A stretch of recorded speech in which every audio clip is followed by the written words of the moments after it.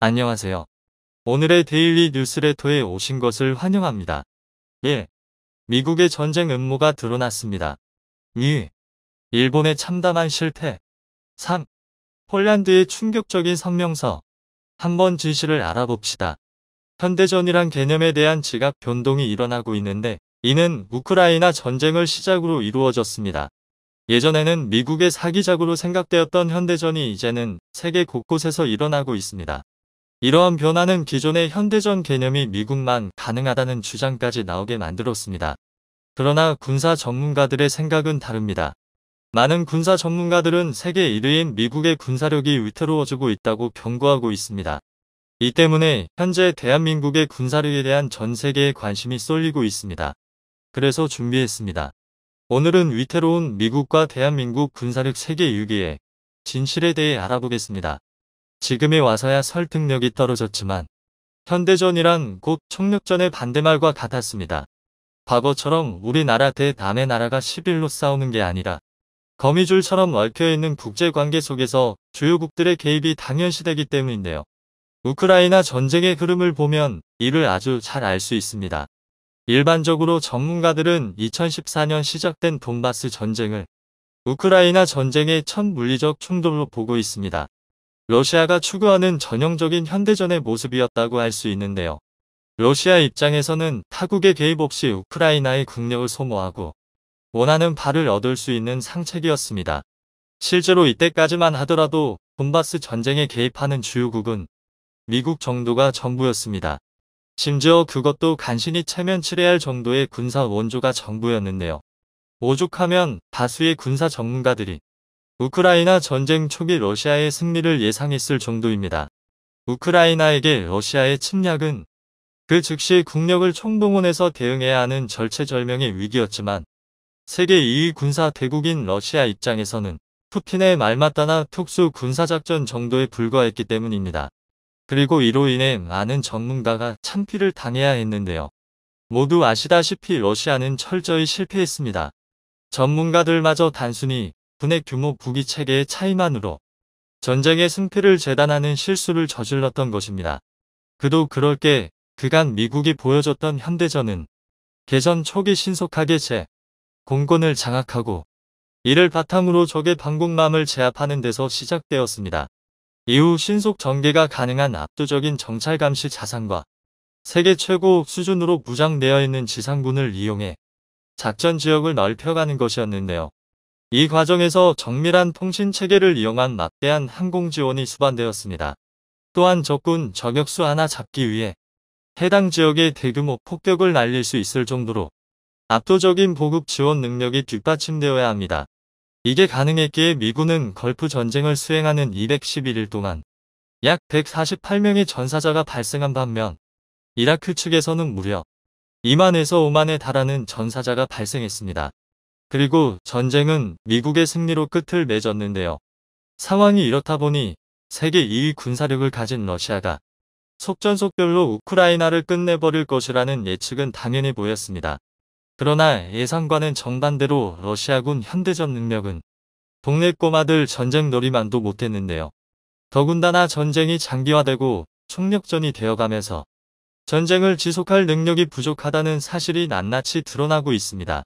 이는 미국과 러시아의 결정적인 차이 때문인데요. 당면한 얘기지만 현대전에는 돈이 필요합니다. 그것도 아주 많은 양의 예산이 필요한데요. 일례로 현대 미군 보병 한 명을 완전 무장시키는 데에는 약 17,500달러, 한화 약 2,150만원에 육박하는 금액이 필요하다고 추측됩니다. 미군의 강력함은 이런 일개 보병 단계까지도 수천만 단위의 첨단 기술이 적용되었다는 점입니다. 그리고 이게 가능한 이유는 미국의 어마어마한 경제 규모 덕분입니다. 실제로 2021년 기준 미국의 GDP는 약 23조 달러가 넘는데요. 그나마 중국 17조 달러, 러시아가 고작 1.7조 달러에 불과하다는 걸 생각하면 미국의 경제 규모가 얼마나 차원이 다른 수준인지 짐작할 수 있습니다. 그리고 이런 경제적 풍요는 군사력 규모에 상당한 영향을 끼치는데요. 국방기술진흥연구소에서 발표한 2022 세계 방산시장 영감에 따르면 2021년 상위 15개국 중 미국의 국방비 관련 지출은 8,010억 달러로 나머지 14개국을 합친 9,150억 달러와 엇비슷한 수준이었습니다. 미국이라는 한 나라의 군사 관련 지출이 전 세계의 군사 관련 지출과 맞먹는다는 것이죠. 정말 입이 떡 벌어지는 수치인데요. 속된 말로 표현하면 돈을 이만큼이나 때려 박으니 미군이 세계 최강이 아닐 수 없는 것입니다. 더군다나 이보다 놀라운 것은 그렇다고 미국이 국가 예산의 대부분을 국방비로 지출하는 것도 아니라는 점입니다.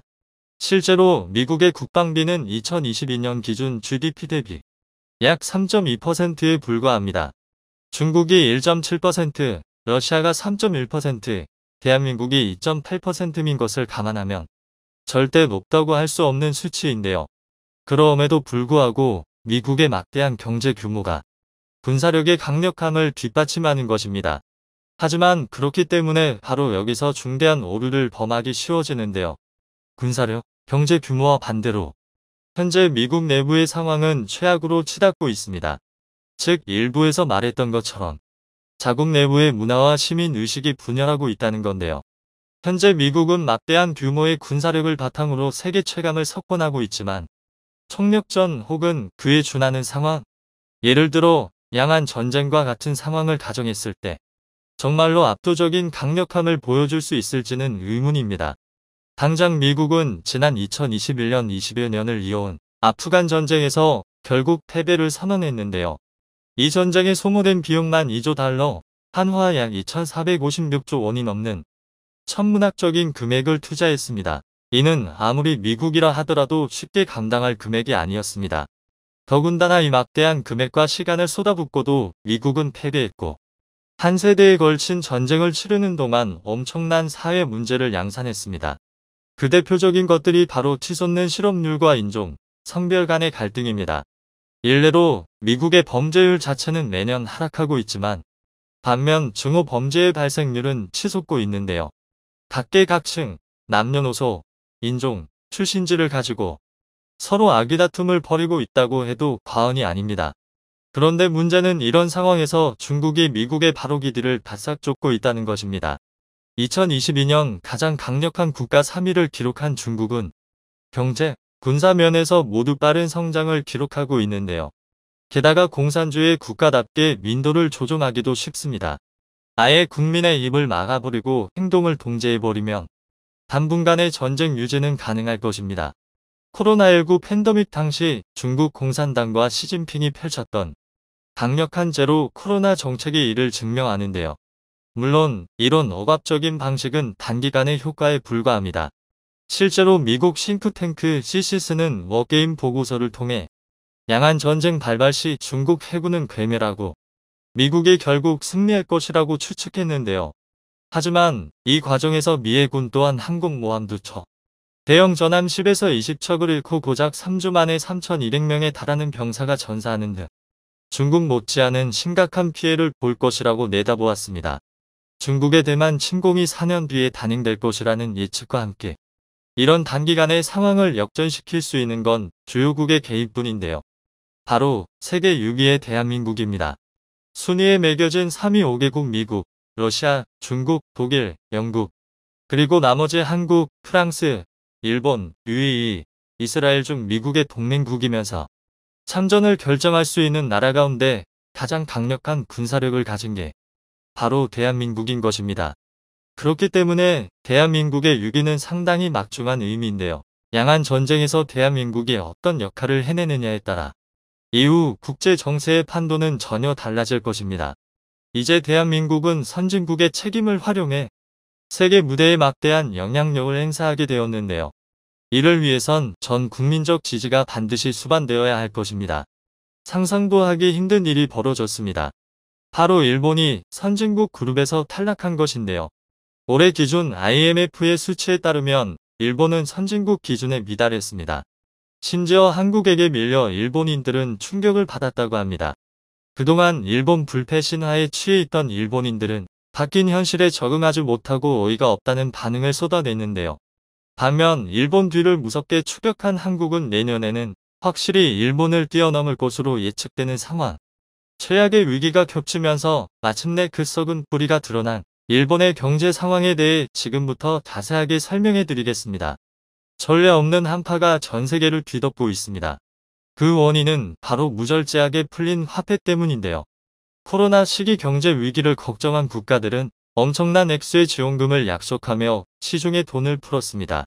흘러나온 돈은 물가를 상승시키는 요인을 만들었으며 가상화폐를 비롯한 새로운 자산의 등장은 시장을 불안하게 만들었죠.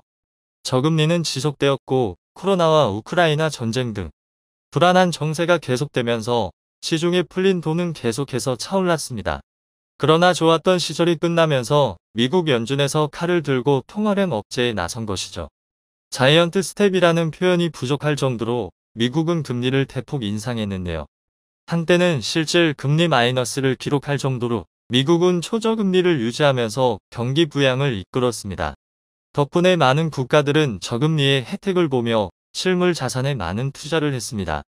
그러나 미국이 전격 금리 인상을 발표하는 것도 모자라 잇따른 금리 인상안을 발표하는 탓에 세계 경제는 급속도로 얼어붙기 시작했습니다. 풀린 돈은 다시 주인을 찾아 지갑 안으로 들어가기 시작했고 닥치는 대로 자산을 사들이던 개인과 기업들은 몸을 사리기 시작했습니다.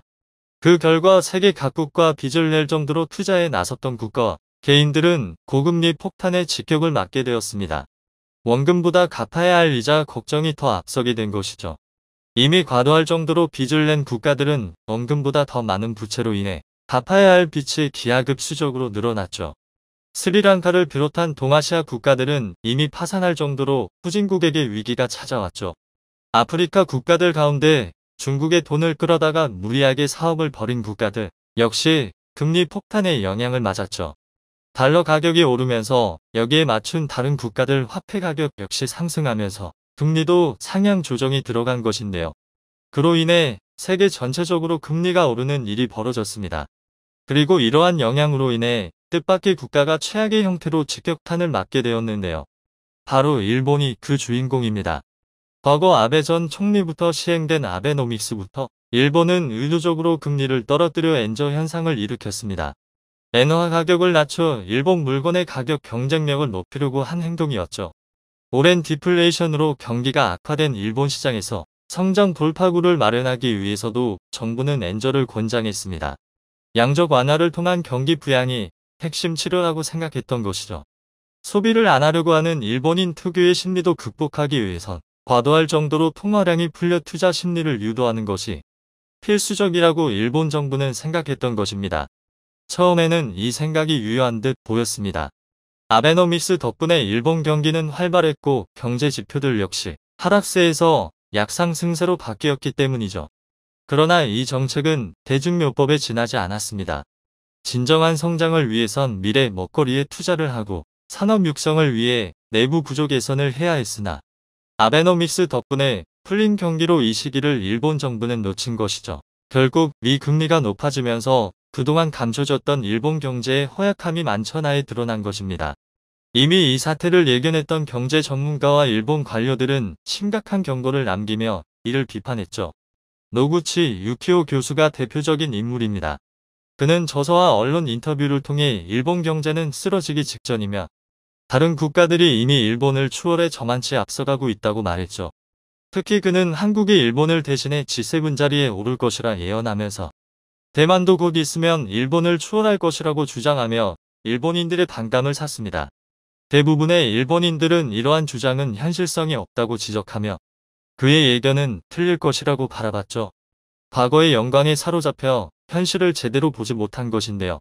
그리고 안타깝게도 그가 예측한 일은 생각보다 더 빠르게 찾아왔습니다. 바로 IMF에서 일본이 선진국 그룹에서 탈락했다는 소식을 알린 것이죠. 오랜 기간 버블의 늪에서 벗어나지 못했어도 내수 경기와 튼튼한 채권을 통해 선진국 가운데서도 높은 순위를 유지하던 일본이 결국 추락한 것이죠. 올해 2022년 IMF가 발표한 자료에 따르면 1인당 PPP 구매력 지표에서 일본이 최초로 5만 달러 수준에 미치지 못한 것으로 드러났습니다. 선진국 기준으로 여겨지는 5만 달러 선은 항상 넘었던 일본이 마침내 그 선조차 붕괴하면서 추락한 것이죠. 5만 달러 지표에 속한 국가로는 미국과 캐나다 서유럽에 속한 잘 사는 국가들, 사우디아라비아, 호주와 뉴질랜드, 그리고 대만과 한국이 포함되어 있습니다. 한국의 경우 5만 달러 선을 넘기며 당당히 선진국 그룹에 포함되어 있는데요. 그런데 이 지표에서 일본이 빠지게 된 것입니다. IMF가 발간한 자료에서 한 번도 빠진 일이 없었던 일본이 선진국 그룹에서 탈락했다는 것은 심각한 현상인데요. 다른 지표에서도 일본의 추락은 눈에 띄게 드러났습니다. 세계경제전망 월드 이코노믹 아웃룩에 따르면 한국의 1인당 GDP는 33,590달러를 기록했는데요. 일본은 34,360달러를 기록해 격차가 770달러로 줄어들었습니다. 원화 약세를 감안해 지난해 35,000달러에서 4% 줄어든 금액인데요. 엔화 가치는 이보다 더 빠르게 하락한 탓에 지난해 39,300달러에서 12.6%나 떨어질 34,360달러를 기록한 것입니다. IMF 통계 작성 이래로 최소 수준인 770달러로 좁혀지면서 1995년 31,640달러 수준의 격차를 보였던 1인당 GDP는 조만간 일본을 추월할 것으로 전망합니다. 큰 이변이 없다면 내년쯤 한국이 일본을 추월할 것으로 보이는데요. 강달러 현상을 보이며 무섭게 치솟고 있는 환율 역시 일본을 조이고 있는 위험 요인입니다.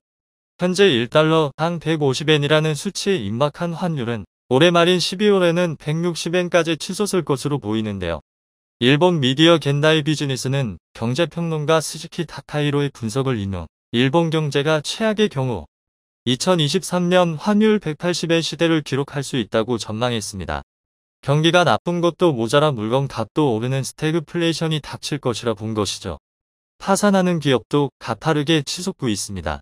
산케이신문은 데이코 쿠데이터뱅크 자료를 인용해 올해 4-9월 사이 도산한 기업이 159곳으로 지난해 같은 기간 대비 2배나 많은 기업이 파산한 것으로 분석했죠. 일본 민간 경제 부분에서도 이러한 위험 신호는 커지고 있습니다. 100엔 숍 열풍이 불었던 일본에서는 이제 500엔 숍이 생겨나고 있다고 하는데요.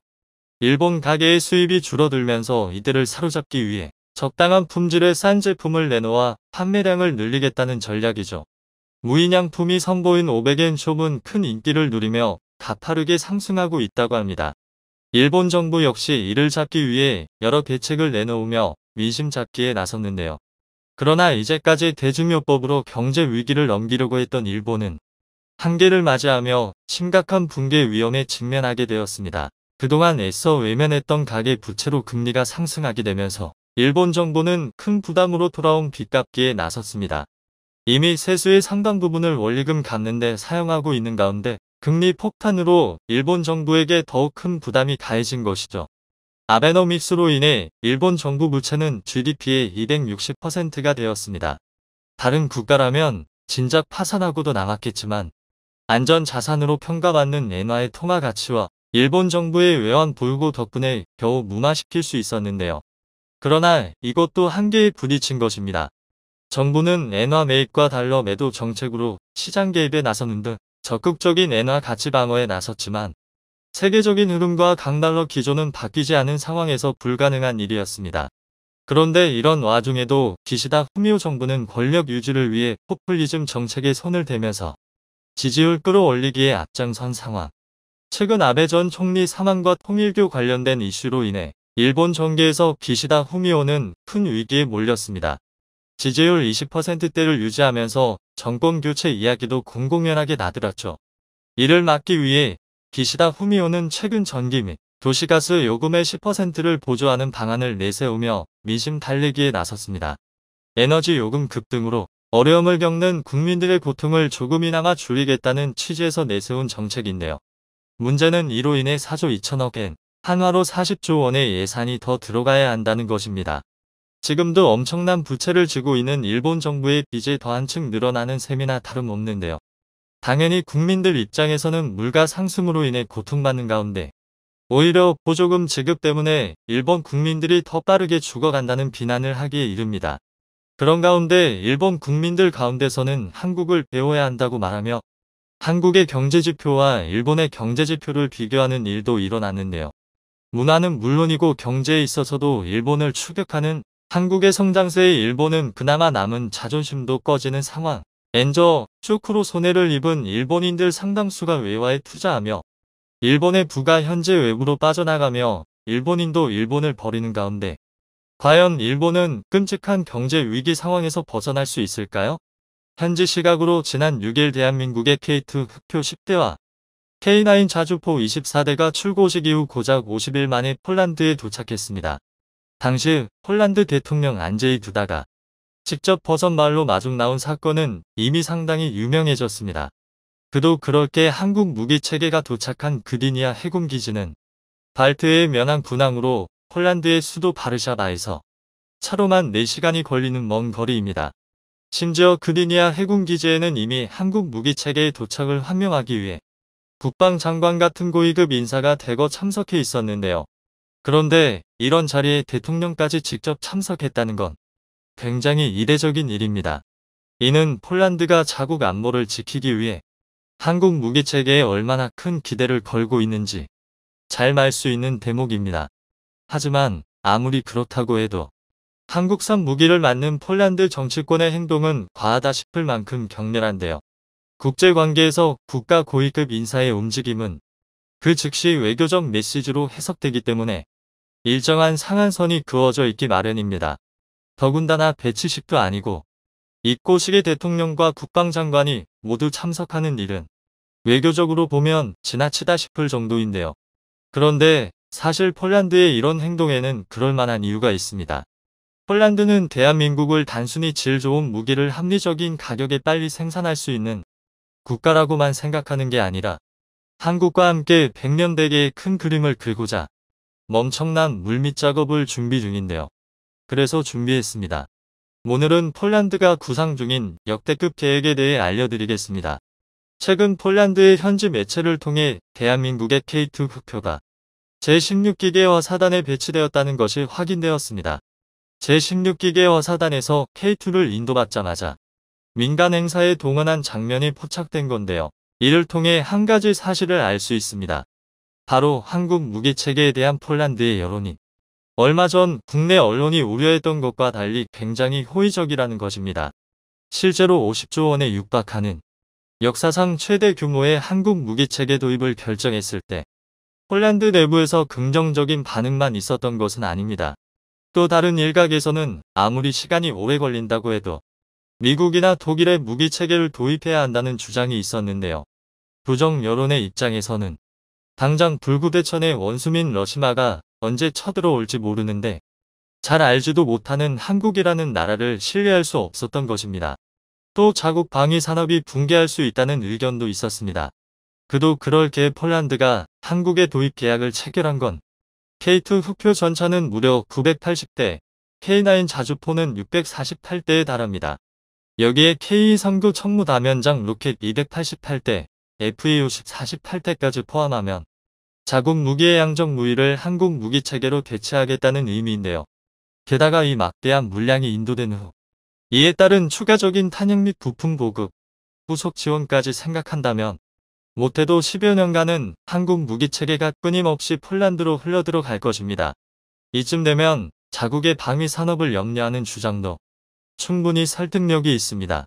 오죽하면 너무 막대한 물량과 금액이다 보니 국내에서도 한국 폴란드 방산 계약이 중간에 무산되는 것 아니냐는 우려가 나올 정도였습니다. 그런데 정작 초도 물량이 현지에 배치된 뒤 이런 우려 섞인 목소리는 없어졌는데요. 심지어 K2가 동원된 행사에 폴란드 어린아이도 함께 참여할 만큼 한국산 무기는 폴란드 내에서 신뢰도 높고 친근감 있는 무기로 자리 잡았습니다. 오히려 현지 분위기는 한국 무기체계가 자국 방의 한 축을 담당하게 된 것을 축하하고 있습니다. 이를 방증하듯이 현재 폴란드에 배치된 K2 초도 물량은 제16기계 화사단에 투입됐는데 이곳은 칼리닝그라드 접경 지역의 최전방 사단입니다. 사단 사령부가 있는 올슈틴에서 국경까지의 거리는 고작 70km에 불과한데요. 즉 러시아를 막는 최전방에 한국산 무기체계가 도배됐다는 뜻입니다. 다시 말해 외산이고 국산이고를 떠나서 폴란드에서 가장 위험한 지역에 대한민국의 K2 흑표가 선발 투수로 나선 것입니다. 이러니 폴란드 내부 여론이 도저히 부정적일 수 없는 것인데요. 폴란드 무기체계의 대부분을 차지하고 있던 소련제 무기들은 이미 국민적 지지를 빌어 우크라이나로 죄다 지원해버렸고 말로는 세계 최강이라고 떠들던 독일의 레오파르트 2는 도대체 언제 초도 물량을 인도할 수 있는지 예상조차 하기 어려운 지경입니다. 그나마 미국이 자신들은 가능하다며 M1A2 에이브람스를 들고 나왔지만 이마저도 1년은 지나야 초도 물량 인도가 가능했습니다. 그런데 이런 상황에서 한국 미 최초 계약일로부터 불과 5개월도 안 되는 짧은 시간에 실제 물량을 인도해버리니 폴란드 내부에서는 두 팔벌력 한명할 수밖에 없는 것입니다. 오죽하면 폴란드 안제이 두다 대통령이 직접 나와 K2, K9 초도 물량 입고식에 참석했을 정도인데요. 심지어 그는 면서를 통해 우리는 평화를 원합니다. 이에 전쟁을 준비하고 있습니다라며 이를 위해 K2 전차와 K9 자주포가 가장 효과적이라고 언급했습니다. 이처럼 한 나라의 대통령이 이렇게까지 직설적인 찬사를 쏟아냈다는 것만으로도 한국산 무기가 얼마나 대단한지를 전 세계에 홍보해 준 것입니다. 실제로 국내 언론뿐만 아니라 유럽의 각종 군사 매체와 유력 외신들 또한 폴란드의 한국산 무기의 초도 물량 인도를 집중 조명했습니다. 이로 인해 전 세계의 군사 관계자와 전문가들의 시선이 다시 한번 한국 무기 체계로 쏠렸는데요. 그런데 이는 폴란드의 다분히 의도적이고 정치적인 행동일 가능성이 높습니다. 사실 과거부터 한국 무기 체계가 도입국 내부의 부정적인 여론을 호의적으로 바꾼 게 한두 번이 아닙니다. 당장 인도만 봐도 처음 한국에서 K9 자주포 100대를 도입하겠다는 발표가 나왔을 때 자국 내 여론은 꽤 불만이 많았습니다. 그 이유는 과연 한국 무기 체계가 믿을 만하냐는 것입니다. 하지만 정작 한국이 애초 계획보다 빠르게 K9을 인도하기 시작하자 인도의 여론과 언론은 정신을 못 차리기 시작했는데요. 여기에 인도-파키스탄 국경 분쟁, 인도-중국 국경 분쟁에서 K9미 압도적인 성능이 증명되자 아예 한국 무기 사랑에 푹 빠져버렸습니다. 오죽하면 K9 200대를 추가 주문하기로 했을 정도인데요. 이런 전례가 있는 만큼 폴란드 정부도 한국 무기 도입 반대론자들에게 뭔가를 보여줘야 했습니다. 그래서 대통령까지 직접 나서면서 한국 무기 체계를 극찬한 데는 폴란드에 큰 그림이 깔려 있었던 것입니다. 이에 따른 근거도 충분한데요. 먼저 폴란드의 KF-21 개발 사업 참여입니다. 그동안 폴란드가 KF-21에 관심을 두고 있다는 건 공공연한 비밀이었습니다. 지난 9월 5일 폴란드에서 열린 엠스포 국제방산전시회에서도 폴란드 대통령이 직접 카이 홍보관을 찾으며 KF-21에 대한 관심을 숨기지 않았는데요. 또 카이에서도 폴란드 현지의 국제항공학교, FA50 부품 공장 등을 설립하며 기술 협력 가능성을 숨기지 않았습니다. 현재 4.5세대기로 개발 중인 KF-21 블록 1은 인도네시아라는 잘못된 파트너를 만나는 바람에 여기저기 잡음이 들리고 있지만 블록 2, 블록 3에서는 충분히 다른 국가와 협력할 가능성이 높습니다. 이를 방증하듯 한국에서는 이미 KF-21 블록 1과 블록 2, 블록 3을 다른 기체로 보고 있습니다. 즉 최악의 경우 인리를 버리고 새로운 파트너를 찾을 여지를 둔 셈입니다. 그리고 이런 상황에서 폴란드 최대 방산업체인 PGZ의 회장은 KF-21 프로젝트에 참여할 수 있으면 매우 기쁠 것이라고 발언했습니다. PGZ는 한국의 에드와 마찬가지로 폴란드 정부가 설립한 지주회사인데요.